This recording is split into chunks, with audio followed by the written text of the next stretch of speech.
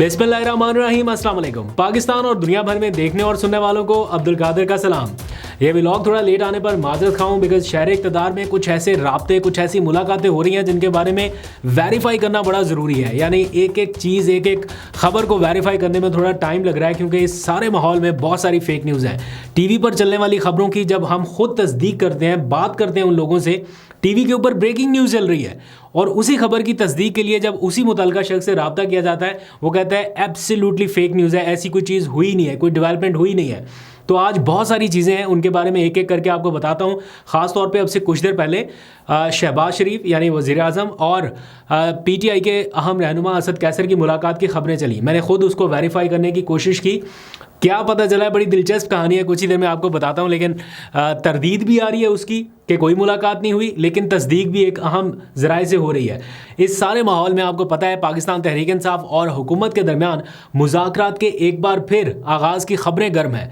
सुबह से ये चल रहा है कि जनाब आज मुलाकात होगी, आज बाज़ाब्ता मीटिंग होगी, फिर पता चला नहीं आज कोई मीटिंग नहीं है, फिर पता चला मुलाकातें शुरू हो गई हैं। लोगों के नाम भी आ गए कि ये स्पीकर कौमी असम्बली की रिहाइशगाह पहुँच गए। जब मैंने वेरीफाई किया तो पता चला कि ये जो नाम टीवी के ऊपर चल रहे हैं वो तो है ही नहीं। खासतौर पर बैरिस्टर गौहर का नाम चल रहा था। मैंने रब्ता किया तो उन्होंने बताया मैं तो गुज़िश्ता रोज़ मिल के आ चुका, मैं फातिहा खानी के लिए गया था, आज तो मैं वहाँ पे हुई नहीं। फिर जो लोग गए थे उनसे बातचीत की तो पता चला कि मुज़ाकरात के लिए ये राब्ते या ये सारी चीज़ें नहीं थी, फातिहा खानी के लिए थी, क्योंकि स्पीकर कौमी असम्बली की बहन जो है वो क़ज़ाई इलाही से वफ़ात पा गई, अल्लाह ताला उनके दर्जात बुलंद करे।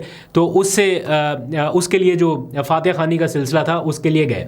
लेकिन इस दौरान एक बड़ी दिलचस्प चीज़ हुई, अभी कुछ देर पहले की अपडेट है, वो ये कि जिस टाइम पीटीआई के रहनुमा असद कैसर वहाँ पर मौजूद थे, उसी दौरान वज़ीर आज़म शहबाज शरीफ भी पहुँच गए और ज़राए ने ऐसा बताया कि उनकी मुलाकात हुई। ये हमें टीवी चैनल्स के ऊपर आने से पहले कुछ सोर्सेज से पता चलना शुरू हुआ कि चेक कर लें, शहबाज शरीफ की और असद कैसर की मुलाकात हुई है।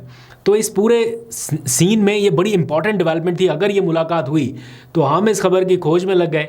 फिर असद कैसर के कुछ करीबी लोगों से मालूम हुआ जो उनके साथ थे कि क्या वाकई में मुलाकात हुई है। बताया गया कि गैर रस्मी सा एक हल्का सा इंटरेक्शन हुआ, यानी कि कोई बाज़ाब्ता मुलाकात नहीं थी, रस्मी मुलाकात नहीं थी, लेकिन हल्का सा इंटरेक्शन हुआ जिसमें कोई बातचीत नहीं हुई। यानी अगर कहा जाए कि इस पूरे माहौल में कोई बहुत बड़ी ब्रेकिंग न्यूज़ आ गई तो ऐसा कुछ नहीं था, लेकिन हाँ, देखने वालों ने ये बताया कि हल्का सा इंटरेक्शन हुआ। हमने खैर अपने ऑफिसेज़ में आगाह किया। कुछ देर बाद स्पीकर कौमी असम्बली के ऑफिस से इसकी बाज़ाब्ता तरदीद आई कि वज़ीर आज़म शहबाज शरीफ से असद कैसर की कोई मुलाकात नहीं हुई। दोनों अलग अलग कमरों में या ड्राइंग रूम्स में बैठे थे, उनका आपस में बाज़ाब्ता रब्ता नहीं हुआ। तो अब बाज़ाब्ता या गैर रस्मी, ये दोनों में थोड़ा सा फ़र्क है। बहरहाल बताने वाले जो है वो कुछ और अहवाल बता रहे हैं, तो दोनों का पॉइंट ऑफ व्यू आप तक रख दिया, अपनी राय को साइड पर रखते हुए। ये हवाओं में और फिज़ाओं में जो इस टाइम की सिचुएशन है वो आपको बता रहा हूँ। बहरहाल इस पूरे माहौल में एक चीज़ तो है कि मुज़ाकरात की तरफ मामलात बढ़ रहे हैं, पीटीआई भी बढ़ रही है, हुकूमत भी बढ़ रही है, लेकिन एक मसला यहाँ पर आ चुका है या एक पॉइंट ऐसा है जिस पे आके ब्रेक लग जाती है और वो आ जाता है जनाब, जैसे पीटीआई कहती है कि अब 9 मई की गर्द छटनी चाहिए, इससे मामला आगे बढ़ना चाहिए, मजबूर ना करें कि हम वापस सड़कों पे आएँ। ये बैरिस्टर गौहर की आज पॉलिसी स्टेटमेंट है पार्लियामेंट में। दूसरी जानिब हुकूमत के जो नायब वज़ीर आज़म हैं वो क्या स्टेटमेंट दे रहे हैं कि पीटीआई ने 26 नवंबर को एक और 9 मई कर दिया, यानी एक तो 9 मई गले पड़ा हुआ था, अब वो कह रहे 26 नवंबर भी इन्हीं के गले डालो। वो 26 नवंबर को भी 9 मई कंसीडर कर रहे हैं, दूसरा 9 मई। तो जब यहाँ से मामला आगे नहीं बढ़ेगा तो फिर कैसे मुज़ाकरात होंगे और कैसे ये सारी चीज़ें बढ़ेंगी। इसी सारी सूरत हाल में अब चूँकि कल इमरान खान से मुलाकातों का दिन है तो जाहिर बात है ये सारी चीज़ें उन तक जाएंगी, जो कुछ भी अब तक की पेशरफ्त है। देखते हैं कि क्या वहाँ से गाइडलाइंस आती हैं।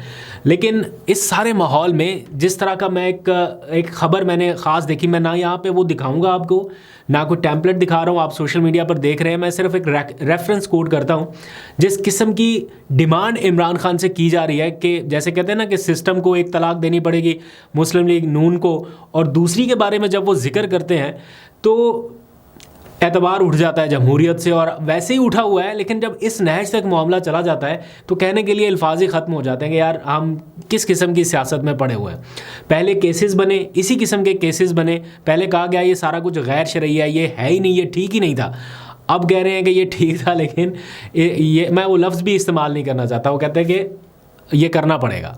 मतलब वाई अब अगर आपने केसेस चला के देख लिए, अदालतों में मामला ले जाके देख लिया, आपको वहाँ पे बरी करना पड़ा, तस्लीम करना पड़ा कि ये दुरुस्त नहीं था, तो मैं एक लम्हे के लिए ये भी सोचता हूँ ना कि अगर उन केसेस में आपने किसी को नाहक सज़ा दे दी, किसी ने इतना अरसा जेल काट ली, तो कोई तो मुदावा होना चाहिए उन दिनों का जो किसी ने खाली महज इल्ज़ामात की सूरत में या करैक्टर असैसिनेशन की सूरत में जो कुछ भुगता, या एक इल्ज़ाम की सूरत में पूरा ट्रायल हुआ, मीडिया ट्रायल अलग, जेल ट्रायल अलग, हर किस्म का ट्रायल अलग, और फिर वो दिन, वो कीमती लम्हात जो किसी ने असीरी में गुजार दिए महज इसलिए, और फिर बाद में पता चला कि जनाब ये बोगस इल्ज़ामात थे और बरी ज़िम्मा करार दे के बिल्कुल रिहा करने के अहकामात। क्या ये मुदावा है इन चीज़ों का कि सिर्फ इतना कह देना कि अगर किसी और केस में नहीं है तो रिहा कर दिया जाए और केस डिस्चार्ज?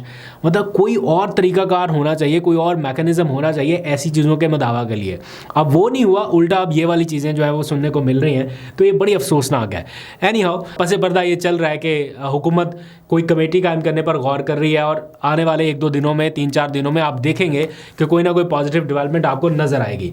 लेकिन उससे पहले हुकूमत के लिए मसला अब ये है, हुकूमत को पीटीआई से भी मुज़ाकरात करने हैं, हुकूमत को पीपल्स पार्टी से भी मुज़ाकरात करने हैं, इनके भी चल रहे हैं मुज़ाकरात दूसरी जमात के, क्योंकि पीपल्स पार्टी को भी अब वो आ गया है ना कि जनाब हुकूमत पीटीआई के साथ ज़रा मुज़ाकरात की लाइन सीधी करने लगी है, तो इससे पहले अपने तो मामलात सीधे करें ना। तो पीपल्स पार्टी के अपने कुछ मसाइल हैं, उनको लेके उनको लगता है ना कि हमारे बगैर तो ये हुकूमत चल ही नहीं सकती, जो कि किसी हद तक ठीक भी है उनका ये सारा कुछ मानना या इस जोम में रहना कि हमारे बगैर नहीं चल सकते। तो वो जहाँ जिस हद तक होता है एकदम से वो ट्विस्ट कर देते हैं सारे मामलात को कि देखें जनाब ये हमारे मुतालबात हैं, ये माने, अपने ही इत्तेहादी जो हैं वो मुतालबात रख के बैठे हुए हैं कि ये माने। तो पीपल्स पार्टी की नाराज़गी है। फिर तीसरा फरीक जो है वो JUI-FA है, यानी बराह रास्त वो हुकूमत के इत्तेहादी तो नहीं है तो अपोजिशन में, लेकिन कुर्बतें तो उनकी कहीं ना कहीं शहबाज शरीफ साहब के साथ थी। तो अब वहाँ से भी मामलात, वो मदारस वाला जो मामला है, बिगड़ गए। तो अब हुकूमत को एक साथ 3 महाज का सामना है, PTI, पीपल्स पार्टी, जो कि दिखावे की हद तक लगता है। हकीकत में मुझे नहीं लगता कि पीपल्स पार्टी कोई ऐसी पोजीशन में है कि वो हुकूमत को गिरा सकती है, या जब तक प्रेसिडेंट आसिफ जरदारी हैं तो मुझे नहीं लगता पीपल्स पार्टी कुछ कर पाएगी। बहरहाल तीसरा फरीक जो है वो JUI है। तो ये हुकूमत के लिए इस टाइम की सिचुएशन है। आगे बढ़ते हैं। इस सारे माहौल में कल इमरान खान की अडयाला जेल में मुलाकातों का दिन है।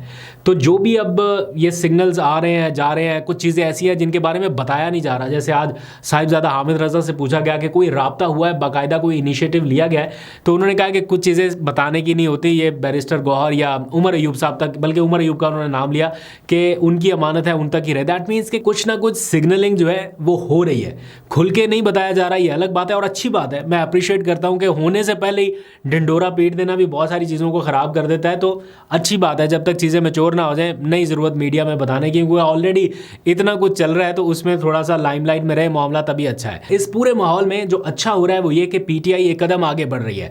अब कोई ये कहे कि PTI ने यू टर्न ले लिया या अपने मुतालबात से पीछे हट गई या पेश की शराइत से पीछे हट गई, बजाय इसके एक ऐसा माहौल बनाने के जिसमें आप किसी एक फरीक को, जिसके साथ ऑलरेडी इतना कुछ हुआ, उसको आप डिफीटेड करार दें, या ये कहें कि यू टर्न ले लिया और बिल्कुल इस तरह का माहौल बनाएं।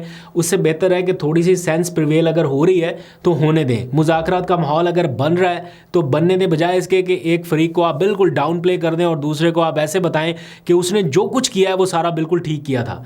तो कुछ दूसरी तरफ से भी ठीक नहीं हुआ। अगर यहाँ पर कुछ गलत था तो दूसरी साइड से भी सब ठीक नहीं था। इसलिए मेरा ख्याल है थोड़ा सा अपने आप को भी देखने की ज़रूरत है कि हम किस नहज तक मामलात को ले जाते हैं कि जनाब इसको इल्ज़ाम, उसको इल्ज़ाम। थोड़ा सा ठहराव की ज़रूरत है। लेट देम हैंडल, पॉलिटिशियंस को हैंडल करने दीजिए, शायद कोई ना कोई सोल्यूशन निकल आए। एनी हाउ, इस सारे मामलात में आज एक और अहम खबर जो कि लाइमलाइट में नहीं आई लेकिन आनी चाहिए और इसके ऊपर क्वेश्चन भी होना चाहिए। आज सुप्रीम कोर्ट में इंतखाबात में, ये रिसेंट इंतखाबात में 2024 8 फरवरी के इंतखाबात में धांधली के मामले पर इमरान खान की जो शिकायत थी उसके ऊपर finally supreme court of Pakistan में समाअत हुई। आज समाअत हुई और पता क्या चला कि जनाब इमरान खान साहब के जो वकील हैं उनकी तैयारी नहीं थी और उन्होंने अदालत से इस्तदा कर दिया कि ये कार्रवाई मुलतवी कर दी जाए, दिसंबर की या शायद सर्दियों की छुट्टियों के बाद दोबारा से केस लगेगा, और अदालत ने मुलतवी कर दी। ऑब्वियसली उनको करनी पड़ी क्योंकि जो वकील साहब हैं वो कह रहे हैं कि मुझे तैयारी के लिए वक्त नहीं मिला, या पता नहीं मुझे नोटिस टाइम पे नहीं मिला और मेरी तैयारी नहीं है। आप देखें, अंदाज़ा लगाएं, हाई प्रोफाइल केस जिसके ऊपर आपका पूरा नैरेटिव है। अब इसको हुकूमत कैश ना कराए तो फिर क्या करें? मतलब मैं अगर चाहूँ भी तो ये जस्टिफाई करने में नाकाम हूँ कि हुकूमत क्यों ना इसको एज अ बयानिए के तौर पे ले कि जनाब देखें, इन्होंने 8 फरवरी के इंतखाबात का पूरा नैरेटिव बनाया, केस आया सुप्रीम कोर्ट में तो इन्होंने कहा कि हमारी तैयारी नहीं है, मुलतवी कर दे। ये एक पूरी फुल टॉस बॉल आप दे रहे हैं गवर्नमेंट को कि जनाब इसके ऊपर छक्के चौके लगाएं। ऑलरेडी लग रहे हैं, आपके साथ इतना कुछ हो रहा है, कम से कम इस मौके पर अपने बयानिए के साथ तो आपको तैयारी पूरी करके खड़ा होना चाहिए। इसमें जो कहीं ना कहीं कोताही है वो यकीनी तौर पे वकला की है। बेशक जो मर्जी कहें कि इतने सारे केसेस हैं, इतनी जगह पे उलझे हुए हैं, बट जो आपके मेन केसेस हैं जिनमें आपका पूरा बयानिया, आपका पूरा नैरेटिव चल रहा है, आप उसमें कुछ नहीं कर पा रहे, आपकी उसमें तैयारी नहीं है। इसमें तैयारी के लिए क्या चाहिए आपको? हर चीज़ रिपीट टेलीकास्ट पे चल रही है, आपके फिंगरप्रिंट्स पे हर चीज़ होनी चाहिए थी और इसमें भी तैयारी नहीं है। तो यहाँ पर थोड़ा सा सोचने का मुकाम है पीटीआई की लीडरशिप को भी और जो उनके वकला भी हैं। लेट्स सी क्या होता है, इसका क्या आउटकम निकलता है। लेकिन ओवरऑल माहौल में थोड़ा पॉजिटिविटी नज़र आ रही है। ऑल्दो के नेगेटिविटी बहुत ज़्यादा है, फेक न्यूज़ बहुत ज़्यादा है, लेकिन थ्रू आउट कोशिश करते रहते हैं कि कुछ ना कुछ अच्छा आपको सुनने को मिले। तो लेट्स सी, होप करते हैं कुछ अच्छे की, hope for the best but be prepare for the worst. Imran Khan साहब ऐसा कहा करते हैं। अपना बहुत सा ख्याल रखिए। अल्लाह हाफिज़।